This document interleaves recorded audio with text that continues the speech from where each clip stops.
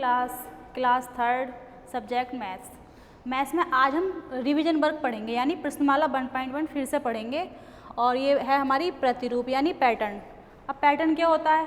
जब हम किसी एक ही चीज़ को बार बार रिपीट करते हैं या दोहराते हैं तो उसको हम पैटर्न बोलते हैं। जैसे हमारे घर में ग्रिल लगी होती है या फिर हमारे घर में टाइल्स लगी होती है, हमारे बाथरूम में भी होती है, हमारे कमरों में भी होती है, या फिर हमारी मम्मी जो साड़ी पहनती है उसकी साड़ी की किनारी देखी है, उसमें उसका भी एक पैटर्न ही होता है। उसके बाद हमारे घर में सीढ़ी होती है यानी जीना जिसको हम बोलते हैं। तो देखिए जीने को हम साइड से देखते हैं इस तरीके से। इसको जब हम साइड से देखेंगे तो ये भी क्या है, ये भी एक पैटर्न है। देखिए ये बड़ी फिर छोटी फिर उससे छोटी फिर उससे छोटी फिर उससे छोटी, क्या हो गया ये एक पैटर्न हो गया। इसको हम पैटर्न बोलते हैं। अब मैं आपको सवालों के द्वारा समझा रही हूँ।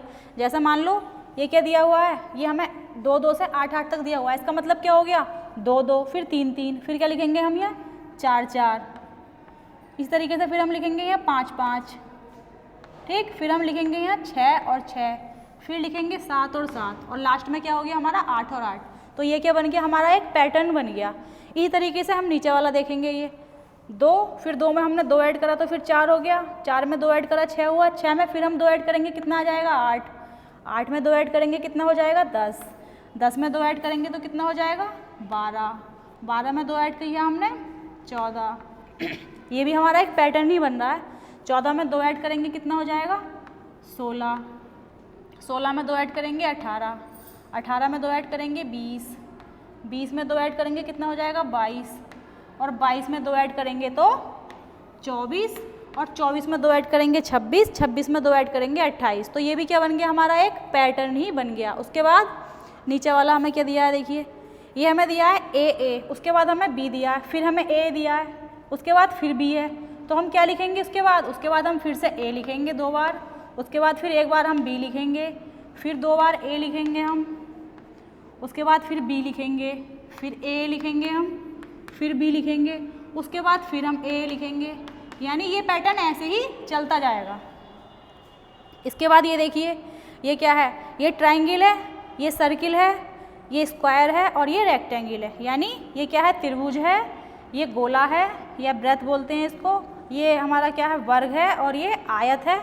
उसके बाद हमारा ये पैटर्न पूरा करना है तो फिर से हम क्या रिपीट करेंगे, क्या दोहराएंगे, फिर से हम त्रिभुज बनाएंगे। यहाँ फिर से हमने त्रिभुज बनाया, उसके बाद हम क्या करेंगे फिर गोला बनाएंगे। यहाँ गोले के बाद क्या बनेगा फिर वर्ग बनेगा। यहाँ वर्ग के बाद फिर हमारा रेक्टेंगल बनेगा।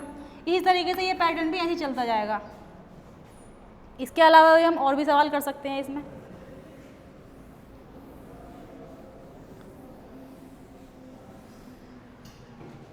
जैसे मान लो हम इस तरीके से लिख दें प्रातः, दोपहर, प्रातः दोपहर और फिर सायं यानी शाम, उसके बाद फिर रात्रि।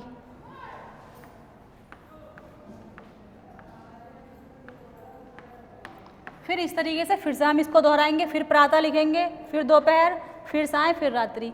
तो ये भी क्या बन गया हमारा एक पैटर्न ही बन गया। उसके बाद एक पैटर्न यही बना सकते हैं हम, जैसे प्लस फिर माइनस फिर गुणा का निशान फिर भाग।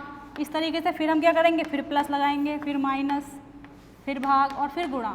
ये भी हमारा एक पैटर्न है। तो पैटर्न का मतलब आपकी समझ में आया, जब हम किसी एक ही चीज़ को बार बार रिपीट करते हैं वो हम पैटर्न कहते हैं। इस तरीके से आपकी एक्सरसाइज में सवाल हैं जो आपको करने हैं। Thank you.